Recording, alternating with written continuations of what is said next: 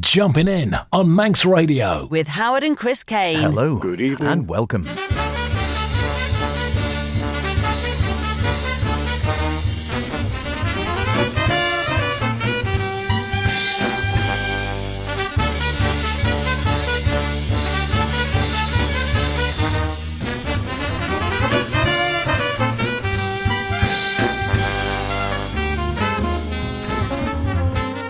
And yes, here we are once again on a Saturday evening on Manx Radio. 9 o'clock. It must mean it is time for the best in modern and contemporary jazz. Jumping in with myself, H. And me, Chris. Yes, welcome along to this week's Jumping In on what under normal circumstances would be a mad weekend. What am I saying? It's still a mad time by any normal circumstances, but without the atmosphere, bustle, or indeed the beer tent traditionally associated with the first week of June. Still, the sun's making a decent show of not raining, and the kids are on holiday again, so throw your leathers on the barbie. After all, you won't get into them after lockdown. Put your feet up and enjoy an hour of some of the best jazz around. So as you're sitting down, H, what have been your lap records this week? We're looking for a rainbow sign from Ron Miles, paying tribute to the great trombonist Curtis Fuller, who passed away at good old age just a few days ago, and celebrating the fact that Melissa Eldar is heading to Blue Note. And for me, well, we play, we have a good night, we get up and get tied up in elastic. Here's Gard Nielsen's Supersonic Orchestra.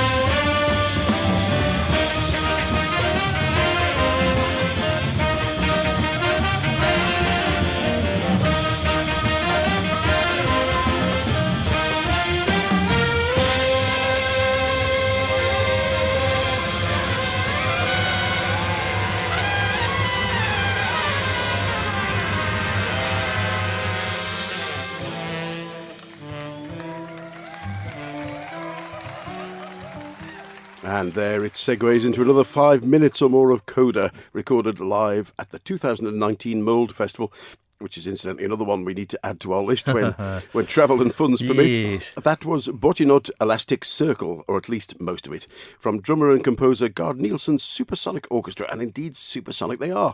Their 16-piece ensemble credits all the members as playing percussion, as well as Gard and 2 other drummers, 3 double bassists, and the other 10 members have 7 reedsmen, doubling clarinet as well as sax, 2 trumpeters and a trombonist. So there's no harmony instruments at all.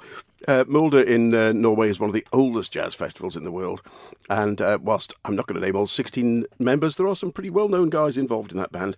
Per Texas Johansson on sax, ECM artist Mathias Obera, another recent artist on saxophone, trumpeter Goran Kafjes, who's fantastic, Into the Wild I played last year, I think, bassist Peter Eld and Ingebrigt Flatten, and of course the leader Gard Nielsen. A great album, which really, I think, conveys the excitement of a live festival, and hopefully we'll all be going back to those soon. Ah, amen to that. We keep our fingers crossed. And hopefully it does look like the LJF London Jazz Festival 2021 is going ahead. They're certainly gearing up for what they hope is going to be pretty much an ordinary festival, as in using the usual venues, and they're hoping currently, all things being equal in the UK, of course, by November, which is when it takes place, that social distancing such like won't be in place, and they will just be able to use places like the Barbican, the Queen Elizabeth Hall, and the jazz clubs as well, of course, the likes of Ronnie's and 606, and use them in their usual way, the new ordinary or whatever you want.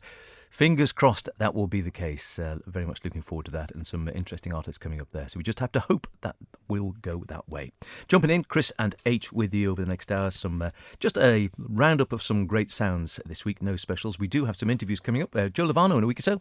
Yeah, a couple of weeks for Joe. I think we ought to get him lined up. I think we had a chat with him a few weeks Tommy back. as well. And also Tommy Smith, so we need to have a listen back to some of those. Nick Barch, the wonderful Swiss minimalist. We maybe do a minimalist special Exactly, next month, yeah. perhaps. We've got a little room full of wonderful recordings at the moment, building quite a vault of some good stuff there. Ron Miles, he's a fine one, a player, cornetist and a trumpet player. He's had 2 or 3 out. We played one a couple of years ago. He had one out, which I heard quite recently, so I thought that's got to be worth checking out. Rainbow Sign from 2020 on Blue Note in the company. Fine lineup. Brian Blade, Bill Frisell, Jason Moran, Thomas Morgan. And let's hear the eponymous track from the album, Rainbow Sign.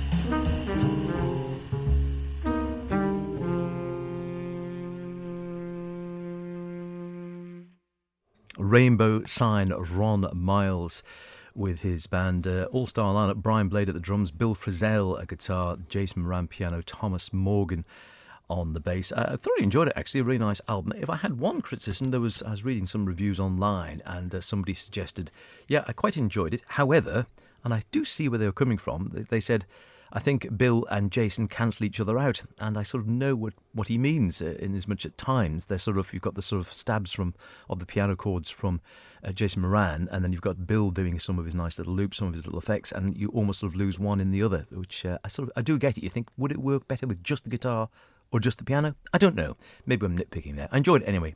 Ron Miles, Rainbow Sign on Blue Note. Very good indeed, and interesting actually, Brian Blade and pretty much all the members of his band directly, both the guitarist and the pianist John Cowherd. The guys pop up in so many lineups, you just realise how busy some of these top call men are when they go into lots of other people's bands as well. Another drummer-led ensemble now. Orem is a new Swiss band led by drummer Remo Bjorner, and coincidentally it's also an anagram of his name. I wonder if he spotted that. From their new release Clear Vision, here's Play.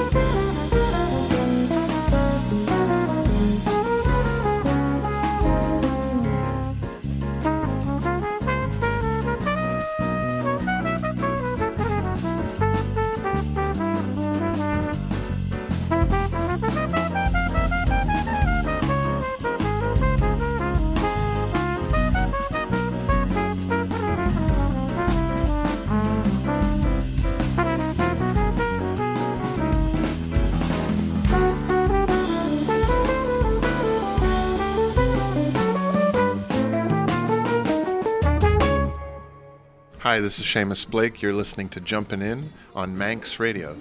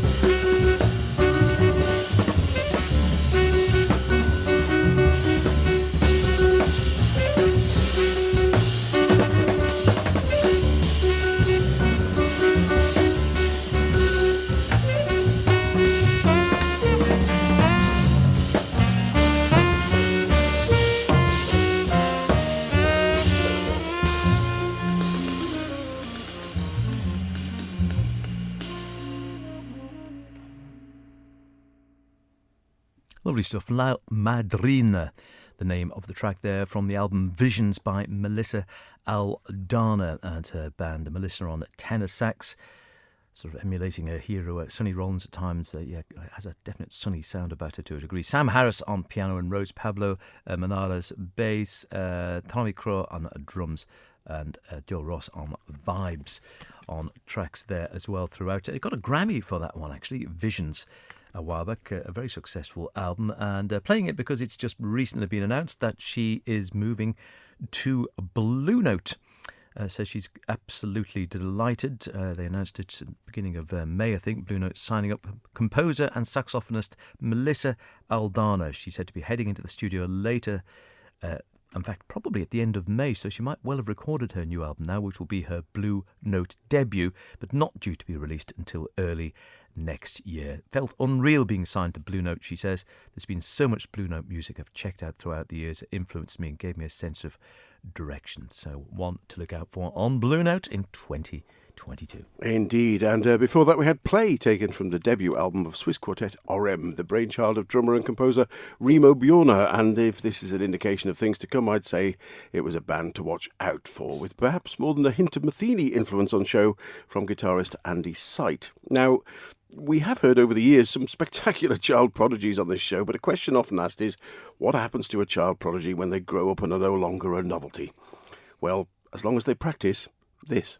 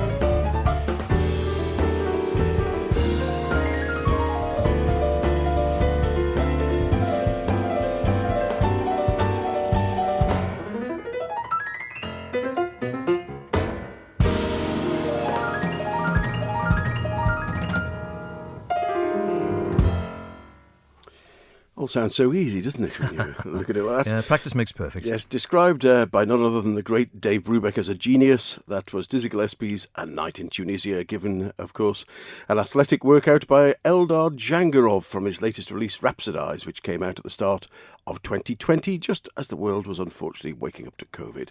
So a supporting tour was cut short, but now 34, he's noticeably added his surname back in again. Yeah, Don't know if that's a good or bad thing. Maybe his searches weren't coming up with just Eldar, who knows. But now based in the Big Apple, has no new tour dates as of yet, but hopefully soon. Really nice album this, with a mix of original material, some slightly more rocky, and intelligent reworking of standards, ably supported by his regular trio companions, drummer Jimmy McBride and bassist Raviv Markovitz, and of course Eldar on piano and keyboards. Terrific stuff. From new to old to a large degree, and to Eldar, he's in his 30s now, I suppose, not quite as new as he used to be. But Curtis Fuller, the great trombonist, played with, well, you name it really, in the bebop era and through Blue Note, pretty much everyone from Elvin Jones through John Coltrane, Art Blakey, whatever. Passed away just recently at the age of 88. Fine sound, big sound he had on the trombone, fine player as well. Started off with Yusuf Lateef back in the 50s, went on, did several albums on his own, Bone and Barry and such like, numerous albums, God knows how many on Blue Note and other labels around that time. And I said played with pretty much everyone, influenced by the likes of Donald Byrd, Barry Harris, Kenny Burrell, and of course played on numerous albums. I think 3 years he spent with the Messengers, and one of his solos on the Ugetsu album, said to be one of his favourites, on John Coltrane's Blue Train album. I think one of Coltrane said it was one of his own favourite albums, and of course it featured Curtis. Here he is on one of his own, Cortez Fuller Quintet Bluesette is the album. The track, 5 Spot After Dark.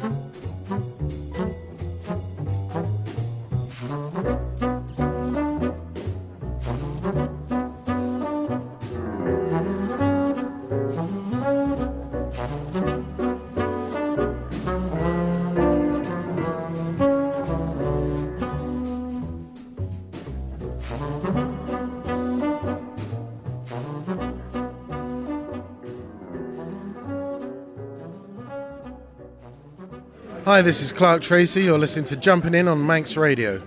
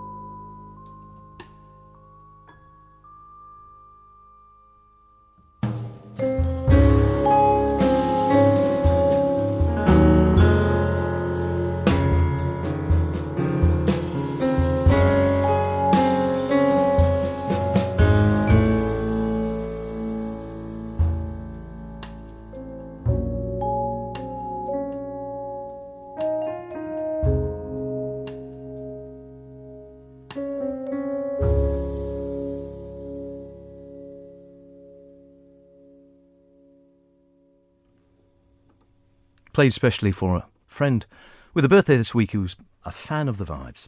Pascal Schumacher, personal legend with his quartet there. Jeff Nee piano, Tern Verbruggen at the bass. And fine one, I haven't actually heard of him for quite some time. And Christopher Defisher on bass. And before that, Curtis Fuller, who passed away at the age of 88. Well, that's about it for this Not TT Week edition of Jumpin' In. Halfway through the year already nearly, but who cares if the music's that good. Now, Colin Cannon is a guitarist, animator and educator who qualified with a jazz guitar first-class degree and a composition master's from Berkeley back in 2007. He's since got 5 albums out, with his previous release being listed in many Jazz Albums of the Year choices in 2008. 2016.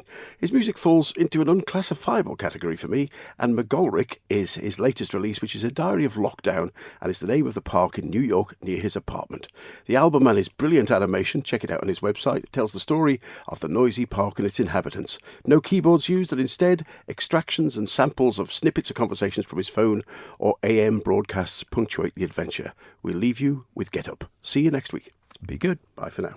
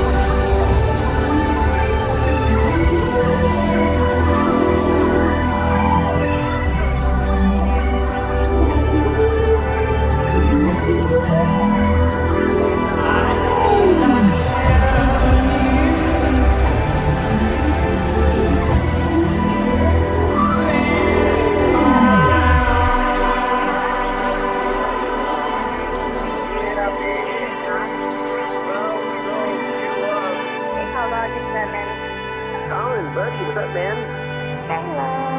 What's happening, dude? Mr. Cannon, this is David Carson. I'm your driver. Customer, what's going on?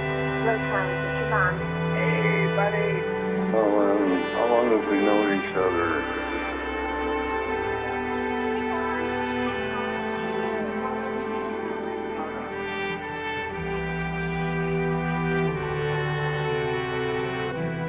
Okay, love you.